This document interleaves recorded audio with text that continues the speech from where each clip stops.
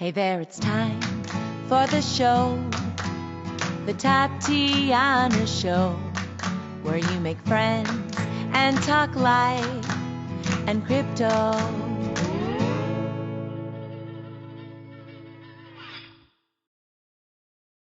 Hello, everybody, and welcome to the Tatiana Show. We don't have Josh with us today, but it's just me and Adam. Adam was recently on Proof of Love talking about his bodybuilding stuff, but I wanted to talk to him about a subject that's been on my mind. And it's a difficult subject because everybody's talking about it, and then some people aren't allowed to talk about it, and everybody's super pissed. And that is the topic of, like blackness, people being black, racism, BLM. Everybody is only talking about race now. And as a person that comes from the New York area, that's a little bit strange because obviously, hang out with people that are of different colors. Nobody cares. I realize that it's very different in other parts of the country. There are a lot of concerns around institutional racism. And I've felt that it's maybe uncomfortable and not my place to try and enter into those discussions because tensions are so high. And I'm lucky, though, to be friends with Adam. He's a cool, open-minded guy that I've known from the libertarian community. And something that made me want to talk to him was the concept that BLM is a Marxist organization. And he is a black man. He, of course, loves black people to, live, right? But he's not a Marxist. And, this is a really tangled propaganda, web. So we might not solve anything, but I wanted to engage in a conversation with a fellow freedom-loving individual. And while we go into this conversation, we are talking with big generalizations. Obviously, I think that's a little bit of the way that we can do it. But at the end of the day, I think that what makes liberty and anarchy so appealing in terms of anarcho-capitalism or something is that we are individuals and our rights are equal across the board. So nobody's special. Everybody's just equal. And I like that. So thank you so much, Adam, for being willing to join me in this cool conversation. Hopefully it'll be cool. And if you could give everybody just a quick hello and a little background, that'd be great. Thanks. Sure. So first thing I want to say is I love what you said about bringing it back to individualism after everything you said. And a lot of my answers are probably going to be about, well, it's just about individualism. So it's kind of an NA, but we're going to explore. So I'm Adam Williams. I've been living in the Netherlands for the last 5 years. I was born in America. Grew up all over the country. When I was 17 years old, I had 17 addresses, 9 houses and an apartment before each one. My dad would go for his corporate job on to the next place, and we'd finish school and then meet him. And always grew up focused on meritocracy and just, making things happen. That was what I was, focused on, making things happen. So I worked on Wall Street for 17 years. I was a director at Merrill Lynch and Jefferies in the investment bank, derivatives trader, did that for a long time, and was always fit and athletic. And then I lost the plot and got fat.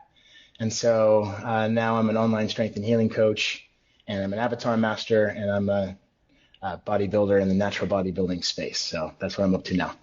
Yeah, I saw a lot of those bodybuilding pics, so people can check out the links in the show and check you out online, because I think it's pretty impressive. I remember one of the first times that we ever hung out, it was at one of my recording studios that I had been managing, and you just started doing push-ups, and that's what we were doing at 2 a.m. So you definitely have a passion for that. So that's pretty neat. Okay, so let's get into it. Yeah, let's get into it. What is the most annoying thing about being black in 2021? And is there an inverse? Is there a best thing that has happened through these conversations that people are trying to have right now? Because I think some people are genuinely trying to have conversations for good reasons, and then there's some people that are manipulating everybody. Yeah. So what's the outcome right now? So the worst thing about being black in 2020 was the collectivism, these beliefs getting put into society, these transparent beliefs that are beamed in, that you're not really thinking of, that we're just operating through, and all kinds of beliefs about my experience having to do with someone else's experience or anything else just because of how much melanin I have. I actually don't even use the words black and white ever in my life to describe people anymore. I never really did so much. I just say chocolate and vanilla, or I say melanin enhanced and melanin deficient. And what a lot of people don't know is that if you look in the Iliad, 1,000 years ago, there's no mention of the word black and white. It's an invention from the American colonists. It was the first experiment in liberty. That these people are like, I don't want to pay any taxes at all. They're like, all right, no, stop that noise. We take some rights away from the blacks, give them to the whites. You guys can fight each other and not us. So the worst thing has been the collectivism and just people making assumptions about anything, that I'm a part of anything or support something because of my skin color. And then the best part of 2020, being a black person, being any person, just the individualism. 2020 was an amazing year about individualism and people doing some awakening and figuring out what, who they really want to be. And, so I'm just focused on, I always try to find a silver lining. Great. So it seems like you had a very good upbringing, right? Is there something that you would maybe say about your experience, like because of that privilege? And do you think that, Sure. Did your parents ever say to you, for example, a lot of times people say you have to have the talk with your kids and say that when you get pulled over, you're definitely going to get in trouble and more targeted. Did you ever have to have a conversation like that with your family? And was that Yes. something that people were concerned? Yeah, I had to have that conversation with my father. We lived in places where we were pretty much the only chocolate family there, in the entire community where my dad was working, where we lived, Indianapolis, Indiana, Huntington Beach, California, just places, San Antonio, Texas is 2/3, Latino people. So was always just the only ones there. So it was never usually really a problem. Throughout most of my life, we just continued on, did we want to do. But my father, I remember when I was in high school, he said, make sure you always wear your Alma Heights jacket, because we lived in this very kind of fancy neighborhood, the nicest neighborhood in San Antonio. We often lived in the nicest neighborhood. My dad worked very hard. But the privilege that we had in my family was hard work. You said that word privilege a moment ago. That was the privilege that we had, was hard work. And so he said, always wear your jacket in case you get pulled over so they know that you belong here. So, yeah, pretty gentle, but yeah, I have had that conversation. Have In my you life. ever experienced racism from a police officer? And do you think that it is due to racism, or do you think that it was something, have you ever felt like it was because you're black that a police officer is bothering you? I'm very fortunate that almost never happened. I have one moment in New York City where I was walking on my street, and I was living on Walker Street down in Tribeca, so the area. 58 Walker Street. Oh my gosh, that was an amazing apartment. My friend owned it. It was 3 stories. He paid 1.7 for it in 2001 after the 2011 attacks. Sold it for like 3.8. Anyway, so I was walking on that street, and a guy stopped me, and he put his hand towards his gun, and he said, "Stop." And I was like, "What?" And he said, he's like, "Wait." So he was just getting some information from someone else, and he just made me stop, and then said, "Okay, you can go." But yeah, I haven't been arrested before, so I've never, been in jail or something like that. And What about your friends? Is that like a thing that you've had other people for complain about? sure, yeah, I definitely have had people complain about it, and experience it. It obviously in America has a lot to do with your neighborhood and what's happening there. So I was just in a kind of different neighborhood than a lot of other people, my skin color, but I had family members that were black and would go visit them, and it's in black environments, some of the times as well. So Okay, cool. What do you think about the left-right paradigm and how it's been used? Do you feel like it's been used against black people? I think that this year a lot of the left would say, like they seem to be riling up a lot of the anger, and maybe they would say that they're doing it because there's like a righteous need for it.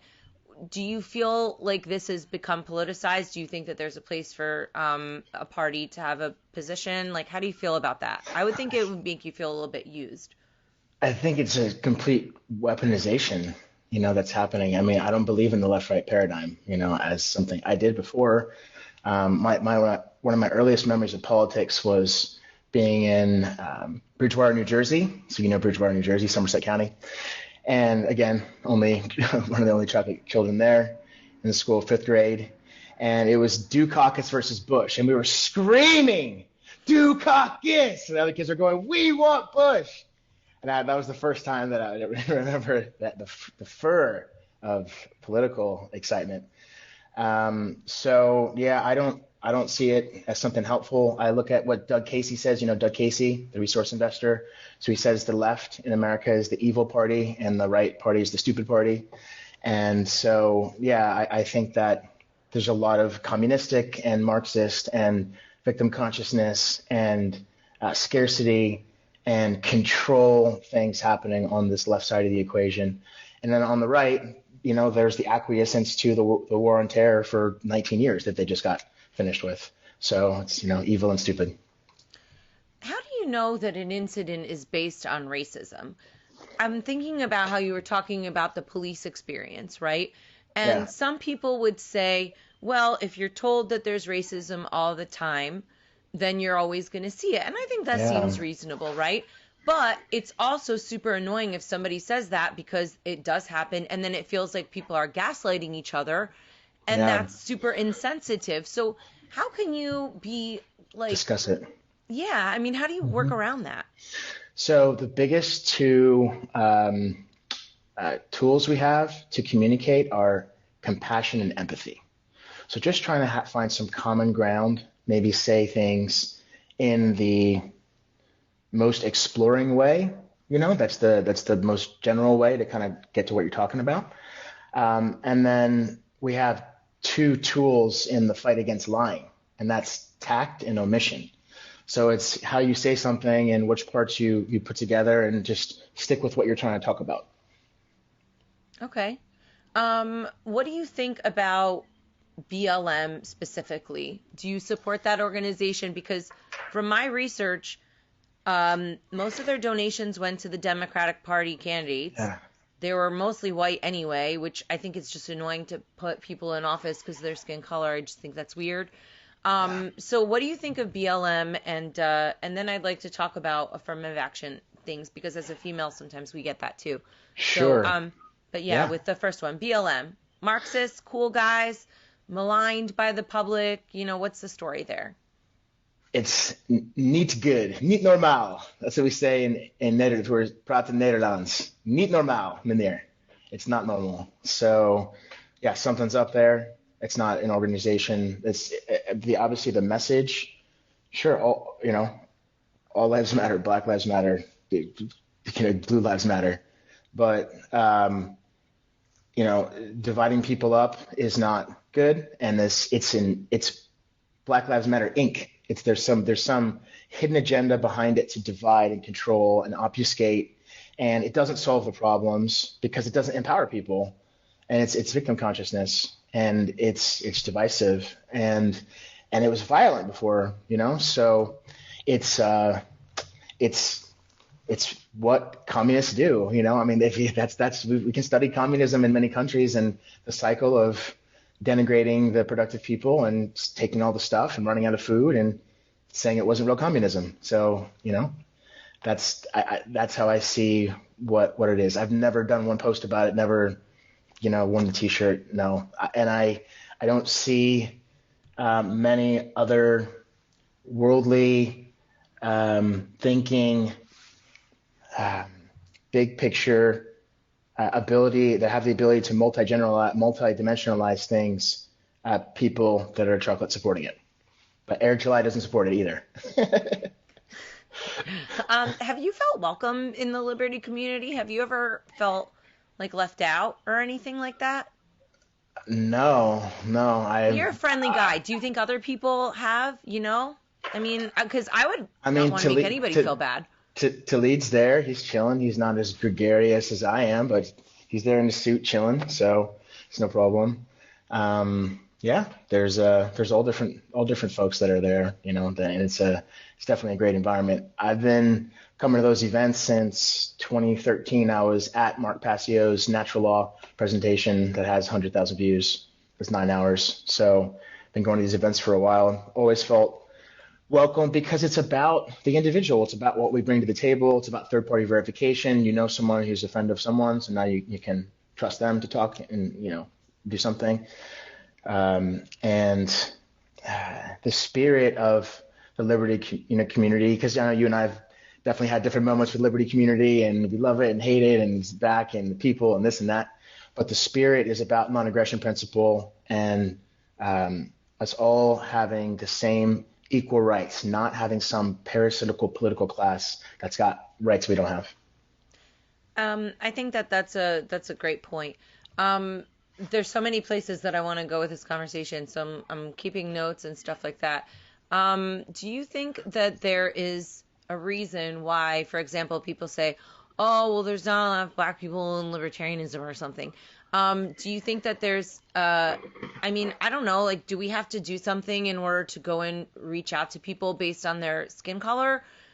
Is there something that we could do to be more effective? I think that the nice thing about liberty is that you can even be a racist, but at the end of the day, it doesn't matter because your racism isn't going to infringe on anybody else's rights. And I don't think it's possible to contain someone's mind and prevent them from being racist. Like, I don't think telling people you shouldn't be racist is going to do anything. No, I'm with you.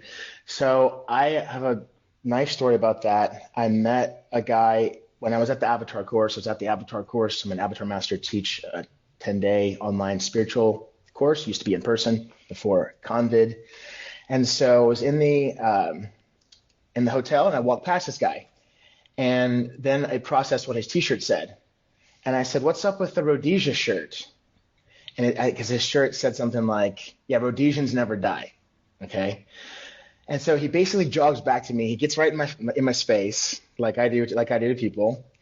And he said, well, yeah, I just think it's great that Rhodesia was this country in Africa, and these white people went there and made this society. And I don't think that it's cool. I can't say something about anything that other people can just because of my skin color. And I go, okay, cool, I understand. And then he was like, he was so surprised there was no reaction. So we just talked about stuff. He's like, yeah, I'm a neo-Nazi, blah, blah, blah, I believe in this and this. And I said, wow, okay. That's so interesting. It was an amazing conversation, yeah. So I said, okay, so you must be a big Richard Spencer fan, because Richard Spencer was, I know you know that name, right?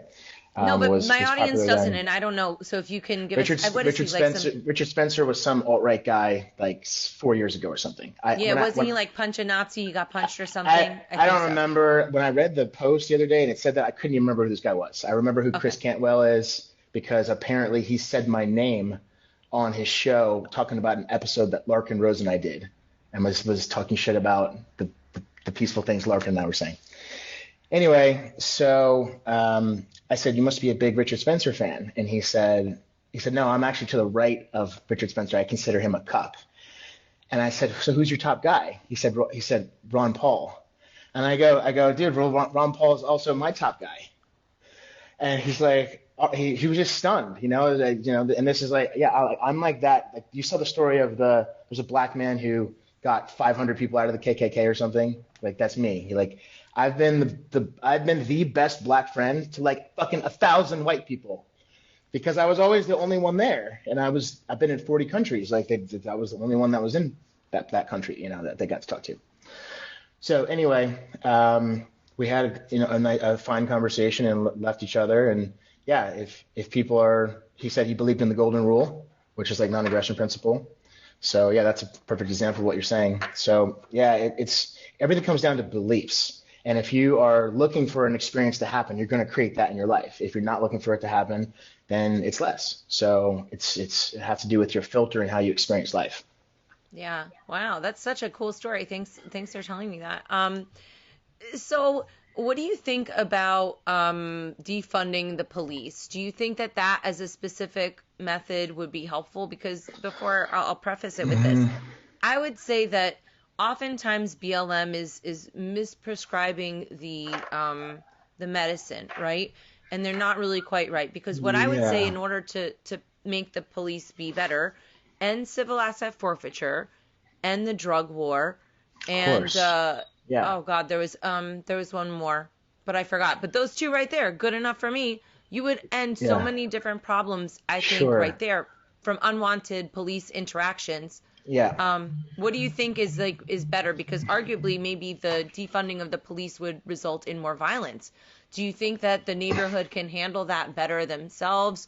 Do you think that the police are the bigger problem? Talk a little bit about that. Okay, I have three things to say. Let's see if I can keep all three in mind. So first, I want to go back to, we didn't even talk about the causes of the problems in the Black community in America. So it's the wealth gap. It's still at 10% net worth for the versus the average vanilla person. And I like your you know, vanilla stuff. I'm sorry I'm yeah, not it's like just adopting it immediately, but I think it's a better way of doing it there's actually. the colors don't even match. This is a chocolate color. This is a vanilla color. You don't look like a wall or this thing here. You don't look like that. So Yeah. anyway, so um, the causes are the globalization, the hollowing out of all these cities that used to be big manufacturing hubs. Then they sent the jobs to China, and now all these people don't have work that used to be there. Many things with how the state is doing things. There's several different reasons, for why that. And I never hear any of them. But what the Federal Reserve is doing, obviously, you know all about that, and that's never discussed at a BLM rally. So it's not the right way. Tell me the question again. Well, I would say that, just to add to that, I mean, one of the things is the importance of the family, right? So I Yeah, looked into some stats. When BLM started happening, I said, oh, maybe I'm being insensitive. So I started looking at more conservative Black leaders. So I checked out, Candace Owens. I yeah, checked out Larry Elder. I did some Thomas Sowell. I felt The Economist really could tell me the most, right? Because yeah. economics is a great That's bar. what you understand. Exactly. And so what I found was that, like up until 1920, there was a very, very high Black literacy rate, extremely Yeah, high, right before they put in public education, where it's now completely yeah. decimated the intelligence of everybody in this country, right? I mean, they're basically turning us into Muppets, but that's a little bit conspiratorial. They were Uh, black millionaires back then. There's black millionaires in the just a that's few, true. yeah, in that time period. Absolutely. Yeah. They had their own And business and then stuff. But now what's happened, and what seems to be the largest thing that would end up having a bad outcome for any child, is a lack of a father in the home. Sure. Fatherlessness is a major issue. You are like totally screwed. There's nothing that you can do in a social program that can replace having a father in the home. And the state specifically seems to have targeted Black folks. You can even go into the history of Margaret Sanger and her racism, and how she Eugenicist. founded Planned Parenthood. So Yeah. I think that those are things that maybe people could talk about, instead of just saying defunding the police, which, if Yeah. there It's were be- it, police options, maybe that could be good. it would be better. It's better to focus on the causes because what people are stuck on is the effects. They're trying to use the state to solve effects and not even dealing with the causes. That's the first problem. So have to stop doing that. The defund the police, the way I look at that, I'll give a juxtaposition. One of my favorite words that starts with a J, to juxtapose. So if you look at it like open borders, do I support open borders, right? Well, it's like yes, as an anarchist, but it doesn't work if you have a welfare and warfare state. It doesn't work, right? It's going to break. Bingo. So you have to have borders if you have this welfare and warfare state. So it's like if you have a level of consciousness where people are not taking personal responsibility for themselves, their community, each other, looking to abdicate personal responsibility to the state for their security and giving away all their liberty now, then defund the police is probably similar to the open borders, right? It's like we have to raise the consciousness, in the communities and raise the cooperation and the co-creation and the agora and all these, the free market, whatever, all these things that we can do to build people up, the personal development. Okay, so previously, something I liked what you mentioned was a meritocracy, right? Yeah. And affirmative action has been talked about for many years. And what I find difficult and annoying about it is that, well, first of all, it's not even fair because Asian people just get screwed for some reason. But it also is kind of making the assumption that darker skinned people are little losers and we need to help them. And I just don't think that that is accurate. On the other hand, when I go to a conference, well, let me just finish. When I go to a conference and I see a female on stage, for example, I work in crypto, there's not a lot of women. I do like to see that leadership. Sure, and I of like course. feeling inspired. So how do you reconcile those two balances in your experience?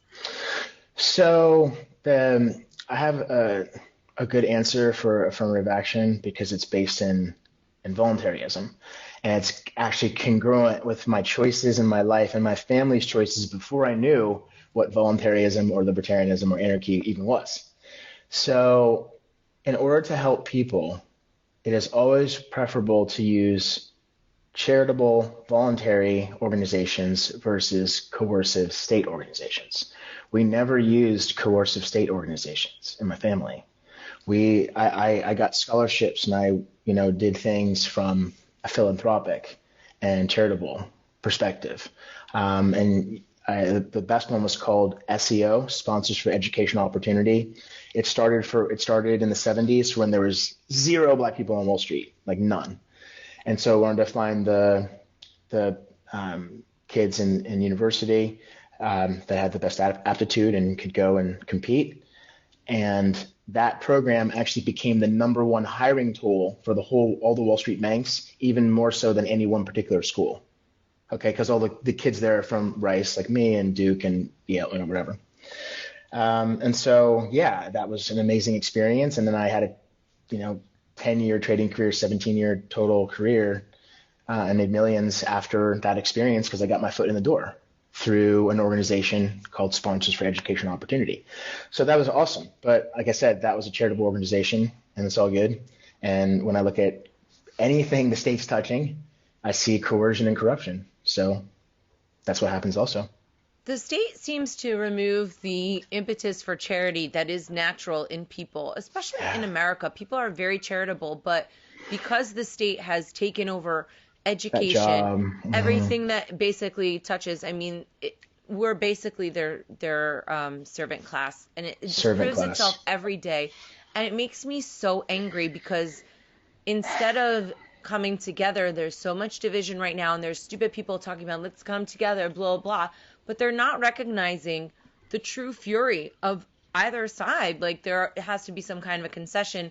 I've had conversations with people who view what happened at the Capitol as complete and total insurrection, and I feel like there's other people that feel that it genuinely was their only recourse, and it was a small taste of their righteous anger. Right. So it's just, it's very uncompromising. You know what I'm saying? I don't see how those two sides can ever, because their vision of reality has diverged so much. I mean, this is beyond race, right?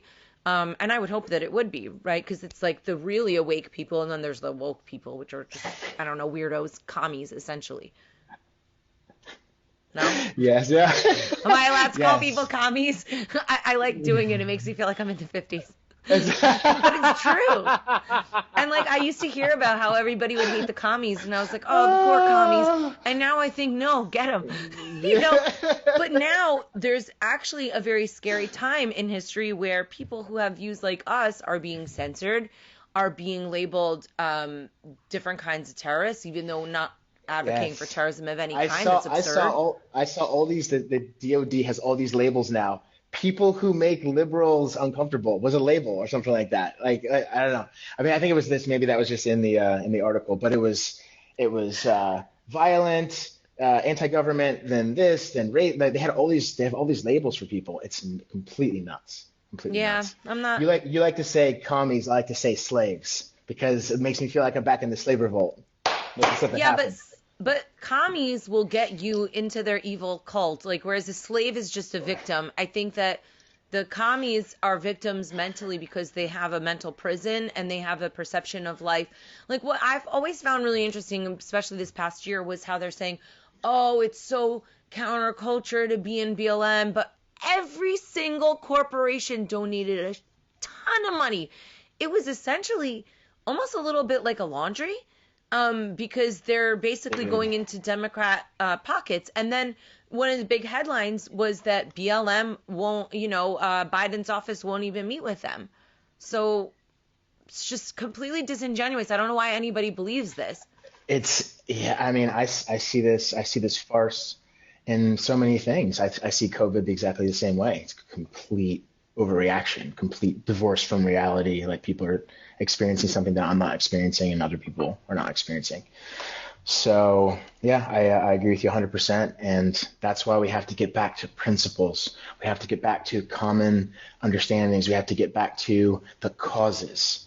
If we can, sometimes when we're trying to create in the world, our attention can get stuck on discouragement. But if we can take our attention back to the goal we want to create, that magically resolves the situation. Does that make sense? Yeah, definitely. Okay, I have a few more questions because we're coming up on the hour and there's a lot of meat. Is there such thing as reverse racism? What is racism? Can black people be racist? Because as a white person, I gotta tell you, I'm finding it pretty annoying being told that I'm the only racist person and that I'm just racist by the virtue of my blonde hair. That to Yeah. me is racism. And I've had discussions with people where they are nice people, normal people that I'm friends with, and they say to me, there's no such thing as that. And it's like, I can't even express my views without somebody making an assumption about me. And whatever you could say, oh, well, you deserve that back because we've already put up with it for so long. But I mean, I think everybody's just racist. So what do you think about that overall? Yeah. Did see that in the community? Like, what do you think about that? Yeah. I think that I think it's a vibrational experience of where someone's consciousness is that we can label as racism. So you can be a low vibration person of any type that is fear-based, not love-based, and is scarcity-based and not abundance-based, and is indoctrinated versus being enlightened. Then we can call anyone that, and it's definitely possible for that to go both ways. There's so many different historical stories to let go of, I think, for us all to move forward as humans in the future and just let it go. I mean, that's always just an answer. Like there's people, we're going to hear this a lot the next year, is that I didn't have a choice. Like what choice do I have? I have to go along with this stuff. It's like, it's bullshit. You always have a choice. We always have a choice on how we want to treat other people. We always should be able to express ourselves and just say what is happening, what we're experiencing, just without the filter, without the blame or the upset. Just talk about like the experience of what's there. So you should be able to have conversations about this, with other people. Okay, so that brings me to another question.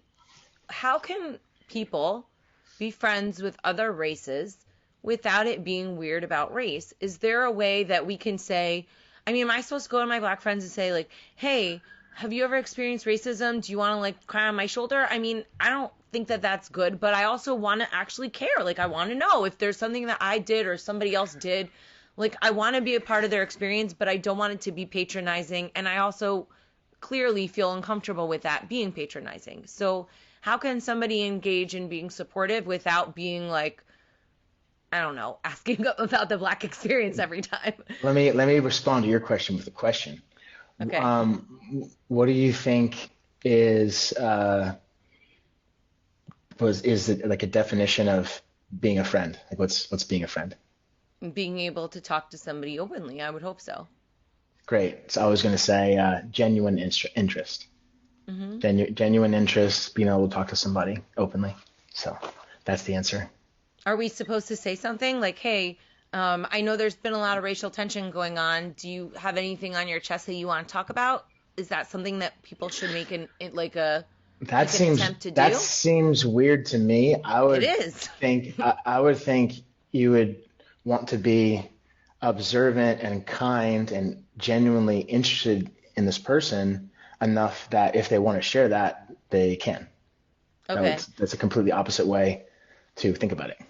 So you're saying I don't have to inquire about racism specifically. I can just be their friend and be normal, which You is, can, I think, a yeah, better approach. yeah, exactly. You can just be normal, not make Right. it. You just make it about what it's about. I never made my life about what my skin was doing. I made my life about what I was doing, what I wanted to own and achieve and experience and create. So, when you do that, then that's what you're focused on. Then you're going to figure out how, no matter what the environment, is. Like, it's definitely an interesting experience, like how I grew up, like being the only person there. I remember walking on the football team. I was in Huntington Beach, and I was 12, and we're all walking past the other team, and this mother goes, "They only have one black boy on their whole team." I just kept walking. I was like, "Okay, lady." So, but whatever, man. It's not a big deal. You just, make the best of your life and just just be yourself. Just do what you want. That's what I like about libertarianism. Just do what you want, as long as you're not hurting anybody else. Okay. Do you think that people should be voting in any kind of way? If you've got, black folk that are like, you know what? Yeah, this guy's right. Forget these other parties. I mean, do you think that they should be participating? Because I feel, when I saw what happened with Ron Paul in 2012, Yeah, I thought to myself, this is a rigged game, and I don't it's care rigged anymore. game. Yeah, I don't care. So I look at Lysander Spooner. Lysander Spooner. He's an abolitionist. Yep. And he argued, this guy's total anarchist, said he argued voting can be used as a means of self-defense from tyranny. And like Lolta doesn't, like my girlfriend, she doesn't want to vote, but she wants to vote for this Forum for Democracy here because they're the only anti-lockdown ones. Everyone else is locked down. It's all locked down here. It's terrible. The gym is closed here. It's just complete farce.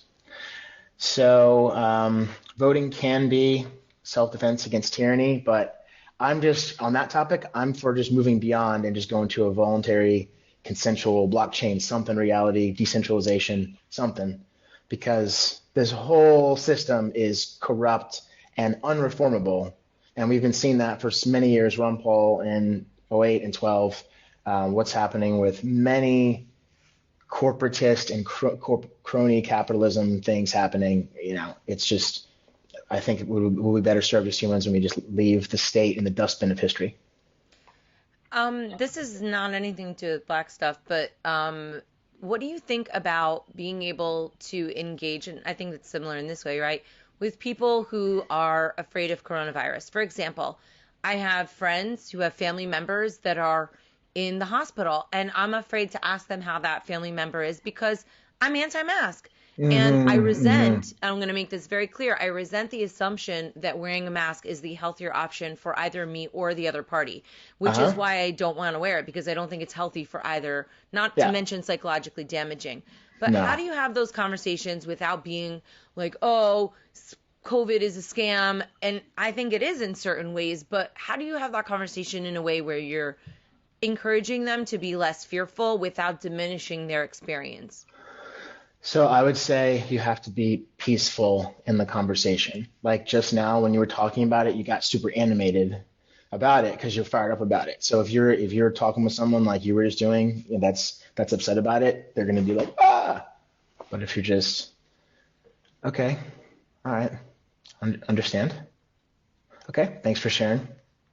Do you think And that's just like a little patronizing? I feel like if I talked to you and you were acting like that, I would think that you were trolling me and inviting some kind of a you're something. you're you're talking about someone who's scared about it. So you gotta be gentle. If I'm doing a massage on a muscle, it's all in spasm. I can't just go like that, right into it. The person can be like ah. But if I just warm it up, then I can go super deep. Okay.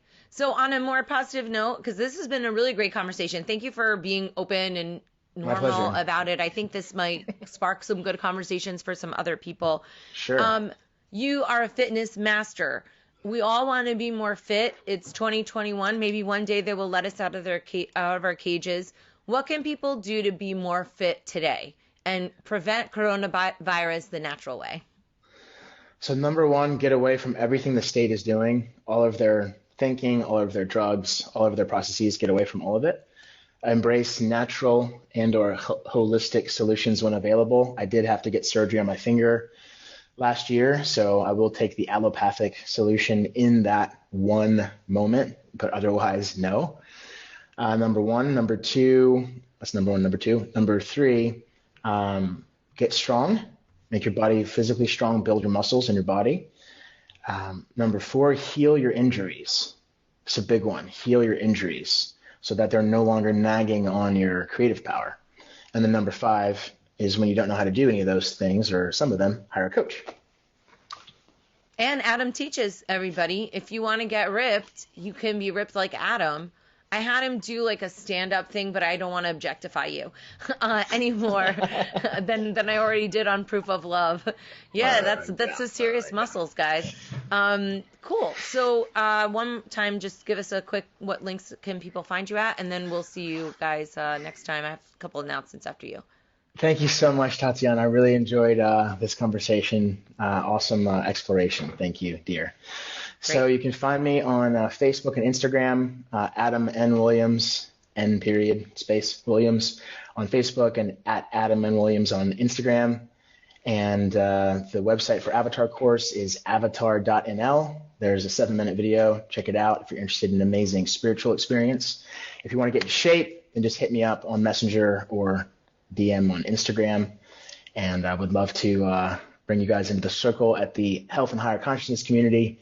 I have all my other clients around the world who've been making amazing gains. You've been seeing some gains from my clients, right, Tatiana? You saw some pictures, I think. Everybody's yes getting ripped, guys. Just there we go. It's all happening. That weight. Stop eating the cookies and work with Adam. Yeah. Awesome. So everybody, I will be doing some more shows soon from Miami, I think. Also, Proof of Love Cast just got a update on the website, so we have our 2-year anniversary this weekend. I don't know if we're gonna pull off some kind of celebration, but I wanted to. So yeah, check out the website, proofoflovecast.com, and grow your emotional intelligence. This show helps you grow your pockets and your mind, and you got to give something back to your heart. So thank you, Adam, for enjoying this conversation with me. It was awesome. Yes. And I hope to see you soon, man. Bye, everybody. Thanks so much. Bye.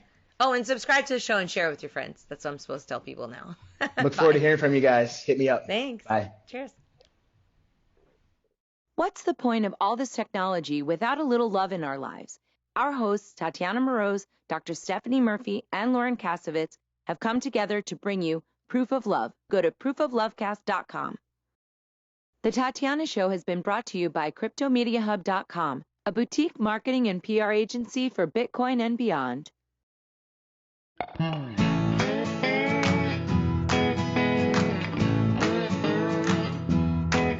there, it's time for the show, the Tatiana Show, where you make friends and talk life and crypto.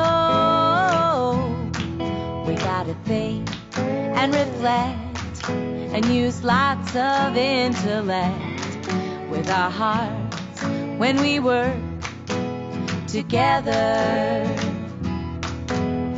I know that it can be so hard out there, looking all around and saying that life ain't fair. So that is why we will fight and stay up late at night, listening to the Tatiana Show.